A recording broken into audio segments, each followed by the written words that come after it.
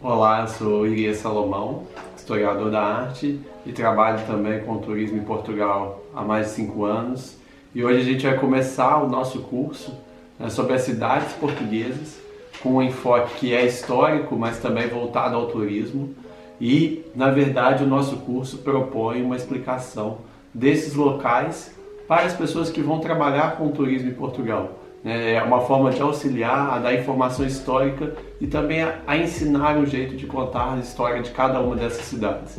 Então, para começar o curso, eu escolhi falar de Lisboa, a capital do país, porque, além do mais, Lisboa também é a cidade que mais recebe turistas, né? E boa parte dos trabalhos começam, pelo menos, em Lisboa. Então, eu acho que é a melhor forma de começarmos esse curso, até para que possam entender como funciona, né, se de fato auxilia a explicar, a entender melhor a cidade que nós estamos trabalhando. Então vamos começar pela capital.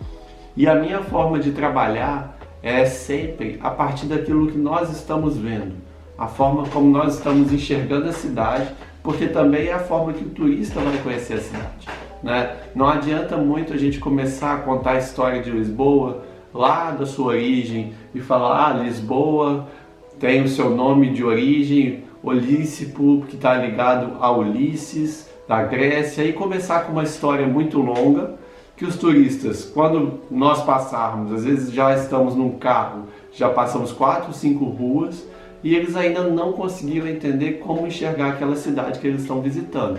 Então, o mais interessante quando nós estamos trabalhando com turismo é também oferecer à pessoa a oportunidade de ver a história, né? Enxergar o monumento e tentar dessa mesma forma ver a história que ali se passa.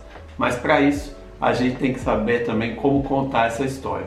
Então a gente vai começar por Lisboa e a nossa aula vai ser feita, mas muito próximo do modo como fazemos os tours pela cidade. Nós temos mais ou menos uns caminhos próprios já de percursos de tours em Lisboa, mas a gente aqui vai fazer de uma maneira que não crie um caminho fixo, mas que vocês possam ter informações e com essas informações construir sua própria rota dentro da cidade. O que nós vamos fazer aqui é separar a história da cidade em 3 momentos, talvez 3 momentos mais marcantes de Lisboa, e na verdade são 3 momentos da história que hoje a gente consegue ver na cidade, né? A história é muito maior do que esses 3 momentos, mas esses 3 nos ajudam a enxergar a Lisboa que nós vemos hoje. Para começar, eu preciso identificar com vocês quais são esses momentos da cidade que são marcantes e que vão orientar a aula de hoje e também acabam orientando o meu modo de trabalhar com os turistas e pode orientar o seu modo de trabalhar também.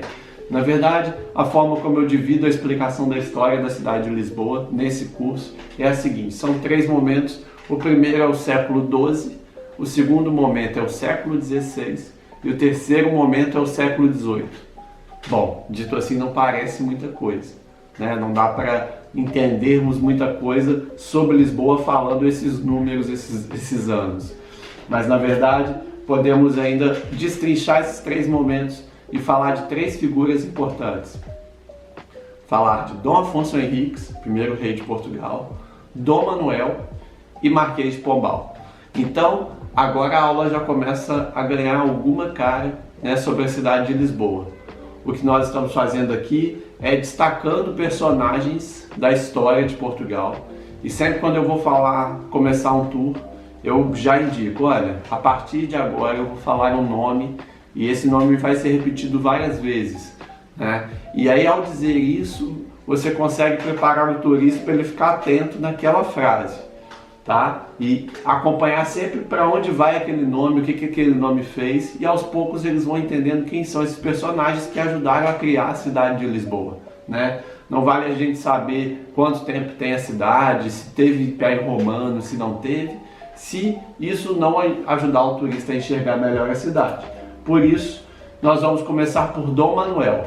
E aí, quando começa o passeio sobre Dom Manuel, já indico: olha, agora vamos falar sobre a época do rei Dom Manuel. E qual é a parte de Lisboa que nos leva até Dom Manuel?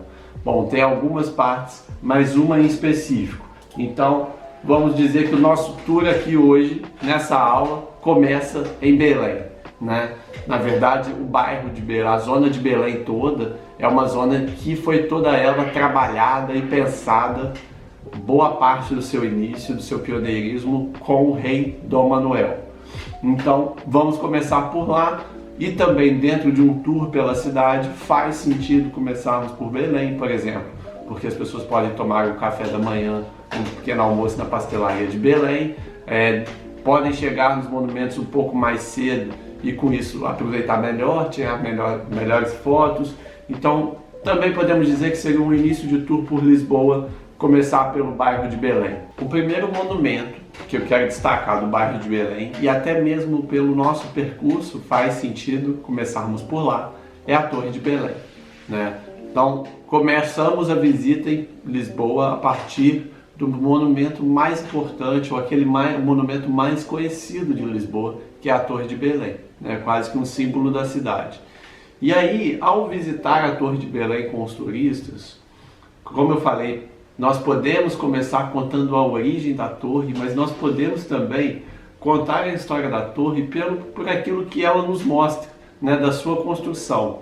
Primeiro, já vale mencionar que a Torre de Belém, construída no início do século XVI, né, mais ou menos ali 1514, as obras estão em acontecimento, a Torre de Belém ficava bem mais longe da margem do Rio Tejo, né? A margem do rio se encontrava muito próximo ali à zona do Mosteiro dos Jerônimos, que na verdade também estava em construção nessa época, ou seja, estamos falando de duas construções mais ou menos ligadas, né? E pensando que nessa época, nos anos de 1500, no reinado de Dom Manuel, né, quando o rei poderia caminhar por ali para ver as obras, hoje a Torre de Belém e o mosteiro parecem muito distantes porque há muitas construções entre as duas obras.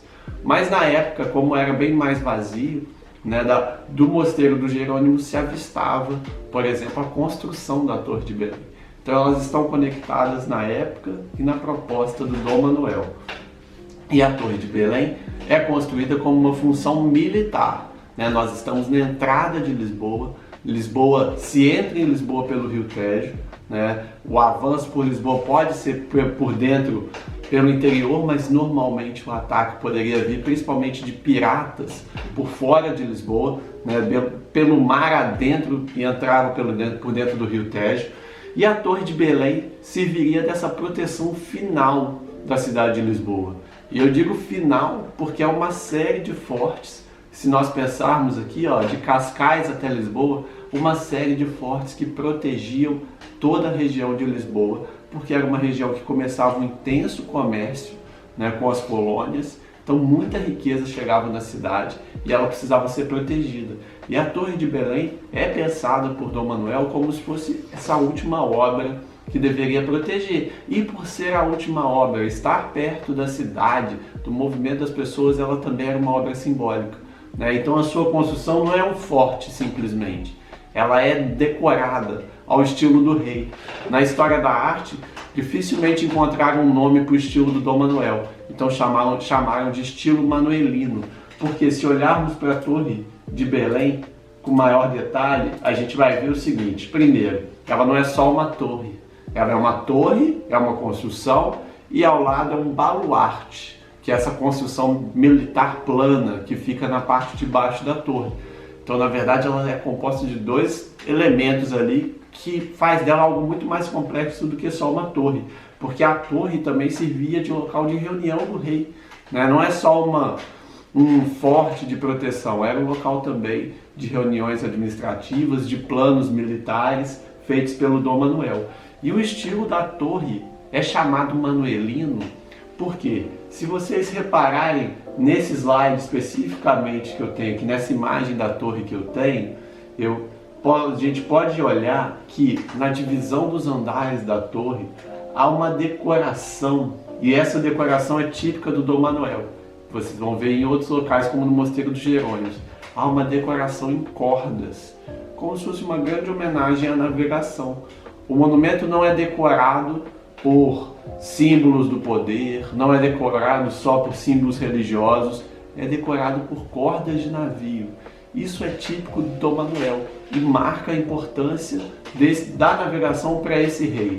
Tá? Então, quando a gente conta a história da Torre de Belém e ajuda o cliente a ver um detalhe da ornamentação da torre, você, primeiro, demonstra que conhece aquele monumento e, segundo, abre os olhos das pessoas para uma época e para um jeito de construir que só existiu em Portugal. Como falei da Torre de Belém, que é construída no início do século XVI, muito investimento do Dom Manuel para que fosse uma construção rápida, né, ponto ali de entrada da cidade.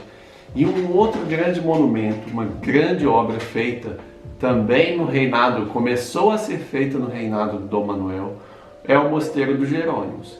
Estamos falando aqui de dois monumentos que tiveram a sua construção acelerada no século XVI. Embora o Mosteiro dos Jerônimos seja uma obra que tenha tido início em 1499. E talvez hoje seja a obra mais grandiosa de Portugal, de Lisboa. A obra mais grandiosa de Lisboa é o Mosteiro dos Jerônimos. Primeiro porque também resistiu maravilhosamente ao terremoto. Embora tenham caído algumas partes, ele ficou inteiro, na sua grande maioria arquitetônica, vamos dizer assim. O Mosteiro dos Jerônimos é muito interessante porque, novamente, como eu falei, é uma obra que está ligada ao estilo do Dom Manuel. Então, com isso, quando visitamos o Mosteiro dos Jerônimos e observamos a entrada do mosteiro, nós temos ali decorações religiosas, mas temos também, novamente, elementos marinhos, desde algas marinhas à decoração da corda que se repete, feita ao estilo manuelino, como eu comentei anteriormente. Mas a respeito do Mosteiro dos Jerônimos, mais do que a data de construção, quais são os arquitetos que construíram o mosteiro, todas essas informações que a gente encontra facilmente na internet, eu quero contar uma história especificamente para vocês. No período do Dom Manuel, como eu falei, estava em construção também o Mosteiro dos Jerônimos. Uma construção que vai durar praticamente 6 anos e vai ter o trabalho de alguns arquitetos. Poderia falar aqui o nome: Jerônimo de Ruão, Diogo de Boitaca. São nomes de pessoas que foram idealizadores da construção do Mosteiro dos Jerônimos, pensaram na arquitetura do Mosteiro dos Jerônimos, mas que vão nos dizer pouco a respeito do que nós estamos vendo, da obra. E então a gente precisa ajudar a essas pessoas, aos turistas, a enxergarem essa construção de Dom Manuel mais ou menos como Dom Manuel gostaria que ela fosse vista. Então, mais importante às vezes do que pensar no nome desses arquitetos que a gente pode encontrar, pode comentar sobre eles, é pensar o seguinte: mostrar que esse mosteiro estava localizado bem na margem do Rio Tejo, que hoje já não é mais, porque temos a Praça do Império, construída muito tempo depois, mas que ocupa boa parte desse caminho entre o rio e o mosteiro. O mosteiro se situava na margem do Rio Tejo e deveria ser visto já de longe, os navios entrando em Lisboa, e o Mosteiro dos Jerônimos, ainda distante do centro da cidade, já mostra a força, a potência e também a relação do Império Português com a Igreja Cristã. O Dom Manuel ficou muito conhecido e a história do Mosteiro dos Jerônimos de alguma maneira está ligada a um episódio do poder político português e do modo de exibição desse poder na história da visita dos embaixadores portugueses ao Papa Leão X em 1514. E esse é um episódio curioso que vale a pena contar para os clientes diante do Mosteiro dos Jerônimos, porque, de acordo com alguns historiadores, a gente ainda não tem muita certeza, por exemplo, do significado dos elefantes que tem dentro do Mosteiro dos Jerônimos. Na hora que os turistas visitam a igreja, eles vão reparar que dentro das capelas da igreja do mosteiro há uma série de túmulos reais. Ali está Dom Manuel, Dom Sebastião, reis importantes da história de Portugal, com Dona Catarina, com as rainhas deste mesmo período, já que o Mosteiro dos Jerônimos, a igreja do Mosteiro dos Jerônimos, é um panteão real, ou seja, ali estão enterradas algumas figuras da realeza portuguesa. E esses túmulos estão guardados, apoiados em cima de elefantes, né? São figuras de elefantes que funcionam como os pés desses túmulos. E até hoje a gente não sabe muito bem o significado desse elefante. Mas de acordo com alguns historiadores que têm comentado, isso é uma história interessante ao contar para os turistas. É bem provável que esses elefantes façam referência, especificamente porque esses elefantes foram feitos no período do Dom Manuel e um pouco depois, é bem provável que esses elefantes façam referência a Ano. Ano foi um elefante enviado por Dom Manuel ao Papa Leão X. Sim, foi um presente do rei. O Dom Manuel enviou em 1514 um grupo de embaixadores, um número enorme de embaixadores portugueses a Roma, com a intenção, né, de apresentação dele ao Papa como rei de Portugal e com a intenção de impressionar o Papa e desse modo também conquistar favores políticos e financeiros. Então Dom Manuel vai enviar um grande grupo de embaixadores acompanhado de alguns animais, panteras, entre outros animais, mas especialmente esse elefante albino que jogava água nas pessoas na cidade de Roma. Imaginem, Roma viu elefantes, viu a presença desses animais no Império Romano, mas de repente, em 1514, entra uma corte de embaixadores acompanhado desse elefante albino. E o Papa Leão X, para quem não conhece a história dele, ele pertence a uma família muito ligada às artes, a família Médici de Florença, que já era considerada uma família excêntrica. Então ele recebe o presente do Dom Manuel e gosta desse presente, e de fato a relação entre o governo papal e o governo Dom Manuel se modifica completamente a partir daquele momento, o que ajuda na construção do Mosteiro dos Jerônimos, já que Portugal começa a receber mais verba para a construção do mosteiro. Então, muita gente acha que esse elefante que fica lá dentro da capela, né, apoiando os túmulos reais, na verdade é uma homenagem a este elefante Ano, que foi o presente dado do rei ao Papa Leão X. Então essa é uma história interessante para contarmos, que nos ajuda a entender os mecanismos também utilizados pelo rei para conseguir o dinheiro, porque por mais que a família real tenha dinheiro, que Portugal naquele momento se enriquecesse, uma obra gigantesca como o mosteiro, que deveria ser um marco na entrada de Lisboa, ainda precisava do apoio da igreja, e por isso Dom Manuel pede socorro a Leão X e, graças ao elefante, provavelmente conseguiu um bom dinheiro também para a construção do Mosteiro do Jerônimo. Bom, se em Belém a gente tem a história do período do Dom Manuel, na verdade a história do bairro de Belém também continua no século XX, mas de certa forma continua ligado ao período do Dom Manuel. O Padrão de Descobrimentos é um monumento, por exemplo, que foi pensado em 1940 pelo arquiteto Continelli Telmo, porque haveria uma grande exposição a respeito de temáticas históricas de Portugal naquela região em 1940. Então ele pensa um monumento que homenageasse ao infante Dom Henrique, que foi o primeiro membro da família real a viajar para fora de Portugal, né, para as terras além-mar, na África, especificamente Ceuta. E então é uma homenagem ao infante Dom Henrique. Essa obra foi feita para a feira, para essa grande exposição, mas depois ela foi feita com materiais perecíveis. E aí depois ela vai ser reconstruída já em 1960. Continelli Telmo, o mesmo arquiteto, e Leopoldo de Almeida, o escultor que vai trabalhar nessas obras, nessas figuras, né, com esse formato realista, constrói um monumento dedicado aos navegadores. Né? Existe toda essa história que muita gente fala assim, então é daqui que saíram as embarcações para as viagens portuguesas, como se este monumento tivesse uma função de marco em Lisboa, mas na verdade não foi esse o propósito. Né? Na verdade, sim, as navegações ocorrem não estão determinadas por aquele local, sobretudo porque boa parte daquela região foi aterrada depois do período das navegações. Então, não é de forma precisa, não é o local especificamente de onde saíram. Esse monumento está colocado ali porque está de frente para a Praça do Império, de frente para o Mosteiro dos Jerônimos, então é como se a história estivesse toda ligada.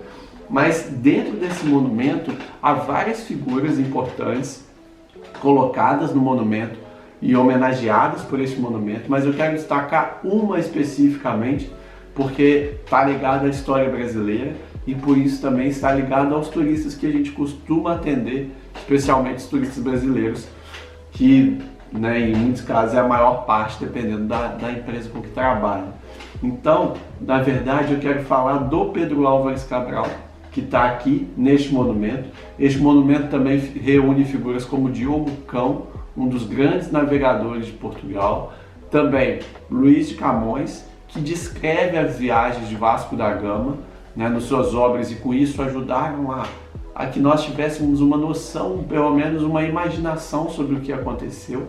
E no monumento também está colocada Filipa de Lancaster, ou Filipa de Lancaster, como vai ficar conhecida depois no nome português, que é a mãe do infante Dom Henrique e a mãe de toda uma geração de membros da família real que vão atuar nas navegações. Então ela fica na sua posição de oração, isso à espera dos filhos e de todos os navegantes que saem de Portugal.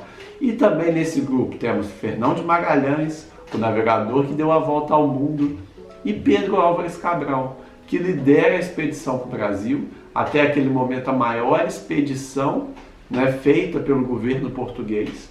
Mas diante deste monumento, nós vamos ainda nesse curso falar de Belmonte, da cidade de Pedro Álvares Cabral. Então, diante desse monumento, é só destacar duas coisas relacionadas à vida do Pedro Álvares Cabral. A primeira delas é lembrar que ele não foi especificamente um navegante. Ele é colocado como líder da expedição pela relação que ele tinha com Dom Manuel, a proximidade, a família do Pedro Álvares Cabral era próxima da corte portuguesa. E, na verdade, e aí se nós lermos, quem tiver curiosidade, vai lá ler a carta do Pero Vaz de Caminha, da chegada ao território depois Brasil, vai ver que o grande comandante Pedro Álvares Cabral não saiu das embarcações. Ele permanece ali ligado às embarcações, não pisa no Brasil. Então é interessante notar isso, porque muita gente se pergunta ao visitar Lisboa aonde estão os monumentos homenageando Pedro Álvares Cabral. Então nós temos ali na Rotunda, na Estrela, um monumento e basicamente é esse. Então, diante do padrão de descobrimento, a gente pode explicar que ele teve uma importância para a história brasileira, claro, mas dentro do contexto do Império Português, dos navegantes portugueses, a atuação dele foi quase tímida por não ter ido além dessa expedição. Não teve outros desenvolvimentos, não chegou a entrar no território, não negociou o território, foi simplesmente uma parada, uma passagem. Então Pedro Álvares Cabral não tem essa grande importância de navegantes como Vasco da Gama, por exemplo, que também estão nesse monumento.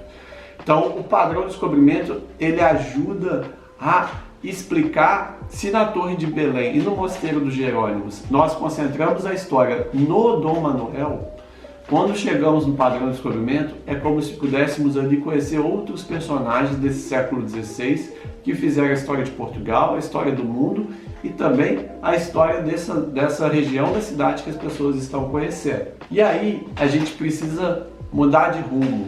Imaginem num tour, nós estamos saindo de Belém e voltando para o centro de Lisboa, para a região central da cidade, e aí mudamos de nome. A pessoa mais importante do nosso tour deixa de ser o Dom Manuel e passa a ser o Marquês de Pombal, que eu coloquei aqui nessa imagem. Esse quadro fica no Palácio da Ajuda, um palácio que também tem sua história relacionada ao período de Lisboa pós-terremoto. Esse quadro se encontra no Palácio da Ajuda e nesse quadro o Marquês de Pombal é como se ele estivesse apresentando a cidade que ele reconstruiu.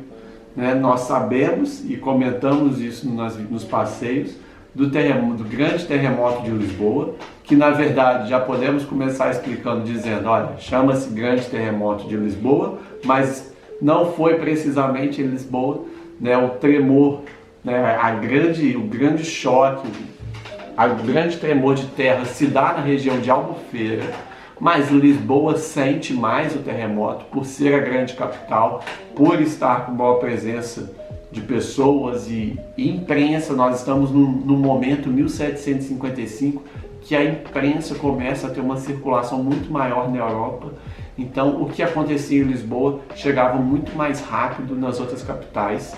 E foi a primeira grande tragédia em capitais europeias a ter essa repercussão, né, continental e depois se expandindo para todo o mundo.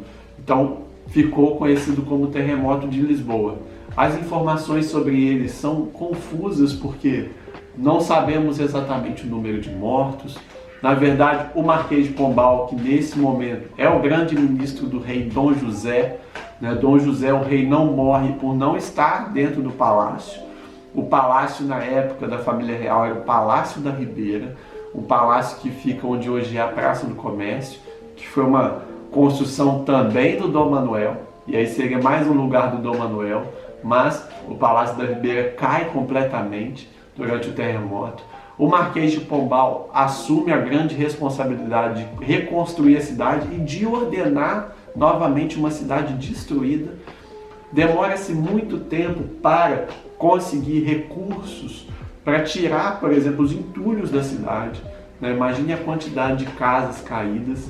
Sabemos que houve o tremor, incêndio e depois grandes ondas que vieram do Rio Tejo para dentro da cidade.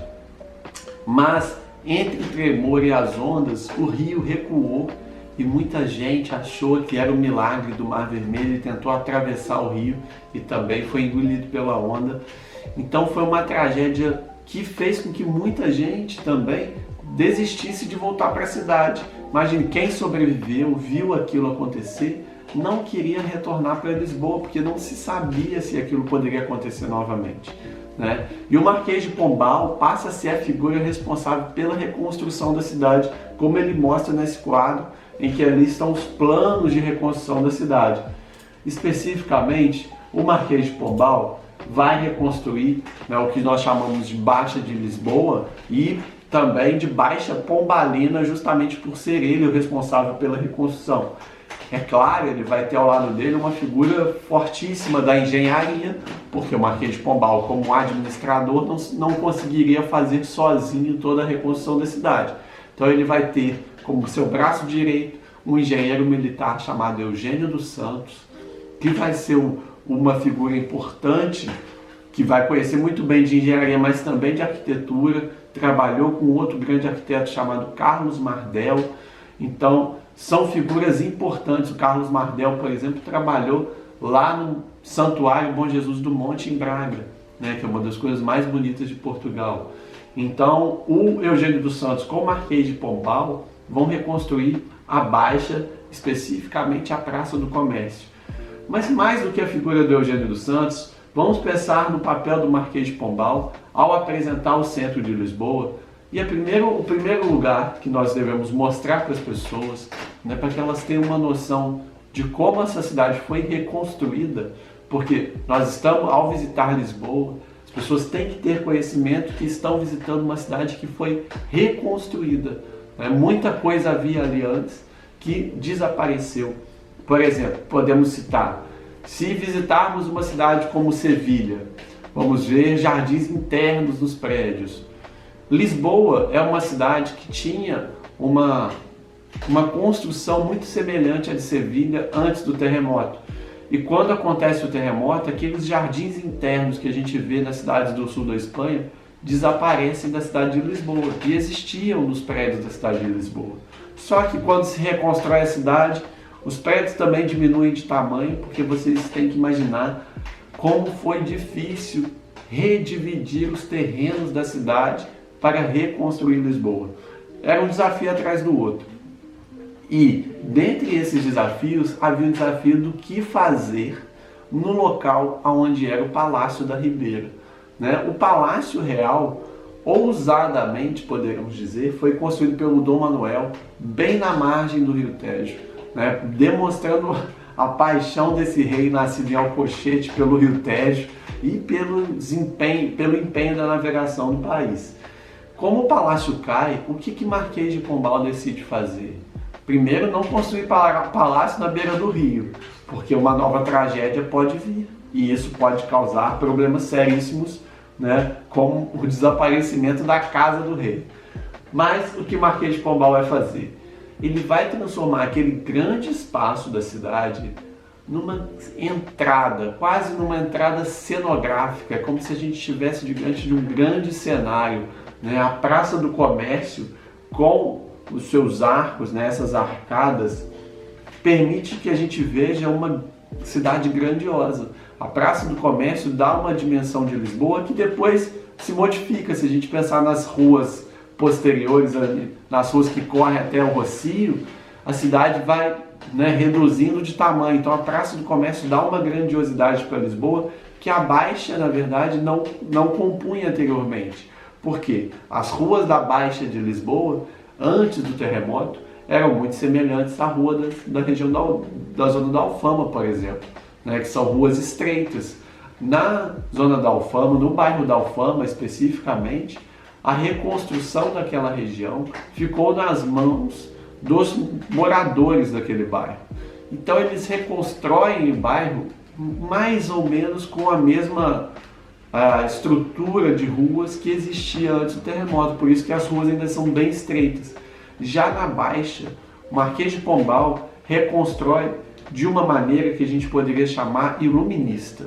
E aí eu vou contar um pouco da história do Marquês de Pombal. O Marquês de Pombal não era inicialmente uma figura da nobreza portuguesa. O Marquês de Pombal vai galgar, né, o seu espaço no poder a partir de trabalhos diplomáticos. Ele vai ter um espaço de trabalho em Viena, por exemplo, uma cidade que também se modernizava. Depois ele também vai trabalhar na Inglaterra, em Londres, conseguir bons acordos comerciais para os portugueses. E depois, com isso, vai ganhando espaço dentro da corte, até que com Dom José ele consegue chegar a esse posto de grande ministro responsável pela reconstrução da cidade. E, na verdade, a Praça do Comércio é um grande símbolo do período do Marquês de Pombal, se pensarmos especialmente nas esculturas que compõem o arco da Rua Augusta. No arco da Rua Augusta, nós temos algumas figuras. E nós temos nas laterais as figuras alegóricas do Rio Douro, do Rio Tejo.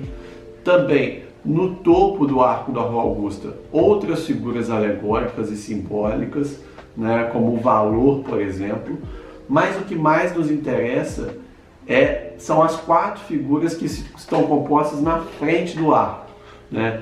A obra foi feita com a intenção de valorizar os maiores, como está escrito em latim, pela virtude dos maiores. E quem são os maiores que estão ali no Arco da Rua Augusta, essa grande obra que compõe a Praça do Comércio de Marquês de Pombal? As 4 maiores figuras da história de Portugal que aparecem no Arco da Rua Augusta são Viriato, uma figura do período lusitano, do período do Império Romano em Portugal, ou seja, uma figura quase de uma grande organização ainda antes de existir o reino português, mas um líder, um grande líder dessa região. Depois, Nuno Álvares Pereira, a figura que vai vencer a Batalha de Aljubarrota e impedir que Portugal seja dominado pela Espanha, e que depois vai ter uma transformação de vida incrível ao construir o Convento do Carmo. Também temos Vasco da Gama, o grande navegador, que vai alterar o rumo do comércio internacional e de Portugal, e Marquês de Pombal. São 4 figuras que estão ali no Arco da Rua Augusta e que são considerados os maiores da história de Portugal. E são 4 figuras que, se nós vermos, nenhuma delas vem de família real. São todas que estão ali, né, como diz a obra, pelas suas virtudes. São os maiores pela sua virtude. E essa é a Lisboa pensada pelo Marquês de Pombal. Marquês de Pombal defendia muito o que ele chamava de interesse nacional. Tudo que estava ligado ao interesse nacional era o que havia de mais importante. Com isso ele criou muitos inimigos também, porque ele considerava que certos grupos políticos não trabalhavam pelo interesse nacional, mas pelo interesse próprio. Mas mais do que as fofocas políticas, nos interessa ver como o Marquês de Pombal reconstrói Lisboa do zero praticamente. Ao invés dele fazer uma cidade antiga como ela era, ele praticamente faz uma cidade nova. Se observarmos a constituição das ruas do centro, como a Rua da Prata, vamos ver que são são ruas em linhas retas, largas, e quarteirões que têm todos eles a mesma dimensão. O Marquês de Pombal fez uma cidade num modelo novo, uma cidade moderna, com poucas vielas, por exemplo. As ruas maiores, as ruas com maior extensão, eram mais fáceis de controlar. Imagine, por exemplo, numa grande revolta na cidade, uma viela pode ser usada de armadilha, pode ser fechada. As ruas largas da Baixa de Lisboa são difíceis de fazer isso, sobretudo no período do Marquês de Pombal. Mas mais interessante que isso é pensar o que ele fez para impedir que uma nova tragédia acontecesse na cidade. O Marquês de Pombal reconstruiu Lisboa, tentando de alguma maneira impedir a queda da cidade num novo terremoto. E para isso ele cria algumas estratégias de engenharia, por exemplo, para evitar o efeito dominó, de derrubada dos prédios do centro de Lisboa. Ele obriga que os prédios tenham todos a mesma altura, porque um prédio mais alto que o outro, no momento de tremor, cairá sobre o outro e com isso todo o quarteirão vai embora. Então um prédio apoiava o outro. Construiu dentro das casas a estrutura chamada Cruz de Santo André, que é uma cruz de madeira que funcionava quase como uma ossatura da estrutura dos prédios, que hoje a gente pode ver, às vezes, como tem alguns apartamentos reformados, que a gente consegue ver essa cruz de madeira que é desse período, que ajudava a proteger dos grandes tremores. Então o Marquês de Pombal vai reconstruir Lisboa reordenando a cidade. Tá? Essa é a Baixa Pombalina, uma cidade pensada quase geométrica. Isso ajudava inclusive na questão sanitária de Lisboa. Lisboa era uma cidade conhecida pelo mau cheiro e as ruas mais largas ajudavam que isso não acontecesse. Tá? O Marquês de Pombal, no fim da sua vida, vai ter um destino não muito feliz, porque após a morte de Dom José, sobe ao poder Dona Maria I, que na sua infância viu o Marquês de Pombal trabalhar no terremoto da cidade e sentiu um certo... não gostava muito do comportamento dele. Por exemplo, Marquês de Pombal, quando ocorre o terremoto de Lisboa, a sua ordem é que jogasse todos os corpos no rio para poder limpar a cidade o mais rápido possível para ser reconstruída. E a Dona Maria, uma mulher muito religiosa, tinha pelo menos 2 pés atrás com o Marquês de Pombal e depois o impede de frequentar a cidade que ele mesmo reconstruiu. Na verdade, o Marquês de Pombal só vai voltar a ver a cidade de Lisboa depois na escultura feita em sua homenagem, que hoje é a Praça Marquês de Pombal, que ali nós temos um Marquês de Pombal feito em escultura, olhando sim para a cidade que ele reconstruiu. Embora a Avenida da Liberdade não seja uma obra do período pombalino, ela dá seguimento à antiga cidade feita pelo grande ministro do Dom José. E na verdade agora, para completar a história de Lisboa, que eu vou falar um pouquinho só sobre esse rei, porque tem muito mais a dizer sobre o rei Dom Afonso Henriques depois, especialmente quando falarmos de Guimarães e outras localidades, mas é só para destacar que no passeio de Lisboa a gente pode pensar assim: Belém, Dom Manuel, Baixa, Marquês de Pombal e região do Castelo de São Jorge, Dom Afonso Henriques. Pelo menos de modo a gente conseguir destacar pontos da cidade. Afinal vai ser Dom Afonso Henriques que vai reconquistar Lisboa, uma reconquista que é feita através de um apoio muito importante, porque na verdade Dom Afonso Henriques já tentava reconquistar Lisboa há algum tempo. A reconquista da cidade estava difícil, não era fácil, porque os árabes estavam concentrados no que hoje nós chamamos de Castelo de São Jorge, e num ponto muito difícil de acesso. E Dom Afonso Henriques só vai conseguir reconquistar a cidade quando ele tem um grande apoio do exército templário que está de passagem pelo porto. Dom Afonso Henriques, imagine o seguinte: Dom Afonso Henriques posicionado mais ou menos onde hoje é o Miradouro Nossa Senhora do Monte. Ele está posicionado ali para atacar os árabes, para atacar os mouros que estão posicionados onde é o Castelo de São Jorge. E nesse momento ele sabe que no porto está o exército templário, um exército católico que está em direção a Jerusalém para participar da Segunda Cruzada, ou seja, retomar a Terra Santa dos árabes. Um exército católico formado por ingleses, franceses, espanhóis, gente de toda a Europa, de passagem pelo porto. Então o que o Dom Afonso Henriques vai fazer? Ele vai pedir ao bispo do Porto que fale com esse exército templário para que antes de ser conquistarem Jerusalém, conquistem Lisboa. O que Dom Afonso Henriques vai fazer? À espera de reconquistar Lisboa, próximo ao que hoje é o Miradouro Nossa Senhora do Monte, ele vai pedir apoio ao bispo do Porto, que vai entrar em contato com o exército templário que está parado no porto para seguir para Jerusalém. E ele estimula o exército templário a auxiliar Dom Afonso Henriques. Então Dom Afonso Henriques recebe o apoio desse exército templário. Anteriormente havia acontecido a conquista de Santarém. Santarém é uma cidade super importante para ser conquistada porque está na margem do Rio Tejo e permitiria um ataque pelo rio. Então Dom Afonso Henriques entra com uma turma pelo Rio Tejo adentro, afora, na verdade, em direção ao mar, junto com o exército templário, e ele e o rei está posicionado mais ou menos no Miradouro Nossa Senhora do Monte.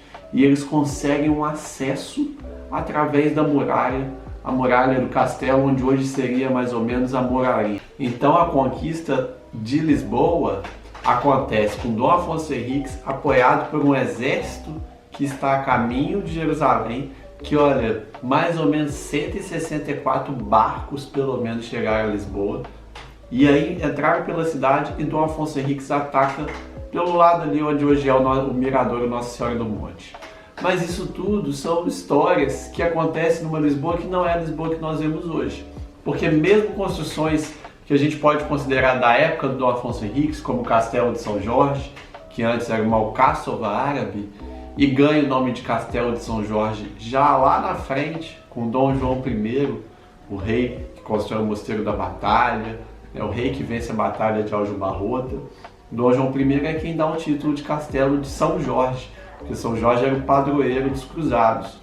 Então esse nome vem muito depois. O castelo ele é usado como casa da família real, principalmente a partir de 1255, que é o momento que a capital é transferida para Lisboa, mas a sua construção cai completamente no terremoto de Lisboa e, na verdade, há uma restauração em 1940, mas só em 1990 que o castelo vai ganhar essa aparência e o acesso que a gente tem hoje ao castelo. Na verdade, a aparência do castelo como ele é hoje veio de 1940, mas o acesso, o modo de conhecer o castelo é a partir da década de 90. Então tem algumas pessoas que falam assim, olha, isso que você está vendo não é um castelo, isso é uma reconstrução, mas na verdade não, é um castelo. É um castelo reconstruído com a imaginação do século XX, como eles achavam que era um castelo, da mesma forma que a Catedral de Lisboa. A Catedral de Lisboa, imaginem, Dom Afonso Henriques reconquista a cidade com o exército católico. É impossível que essa cidade não tenha como uma das suas primeiras obras a sua igreja. Então a sede de Lisboa surge junto com a reconquista de Lisboa pelo rei. A sede de Lisboa começa a ser construída em 1147 e provavelmente com as pedras da antiga mesquita da cidade. Então a Sé reconstruída nesse período vai sendo cada vez mais decorada, redecorada, mas também cai com o terremoto do século XVIII. E a reconstrução ocorre na mesma época do castelo, em 1940, a Sé de Lisboa ganha a fisionomia que a gente vê hoje. Foram algumas tentativas de reconstrução. Alguns tiveram a ideia de reconstruir a Sé como ela era antes do terremoto, outros tentaram preservar o que sobrou depois do terremoto, e nessa mistura nasceu a Sé de Lisboa como a gente vê hoje. Por exemplo, as torres laterais da Sé, as torres sineiras, que são totalmente diferentes do que ela era quando foi construída. Mas, de qualquer modo, representa o momento da Reconquista, representa o período de Dom Afonso Henriques, porque foi a mudança da fé islâmica para a fé católica na construção do novo reino de Portugal. Então, assim, nós vemos a cidade não monumento por monumento, zona por zona. Na verdade, a gente vê a história a partir de personagens que tornam viva a cidade de Lisboa e nos ajudam a mostrar Lisboa para quem nos visita, conhecer os pontos mais importantes, as figuras mais importantes e os desafios que essa cidade teve para chegar até aqui hoje, cheio de história, cheio de lugares importantes para se conhecer, que tornam a visita à cidade atraente por ser uma cidade bonita, mas também por ser rica em história. E a gente tem que ser capaz de mostrar isso para os turistas. Espero que tenham gostado dessa primeira aula. É só o começo de uma série de 15 aulas que vou mostrar todo o país para vocês. Muito obrigado.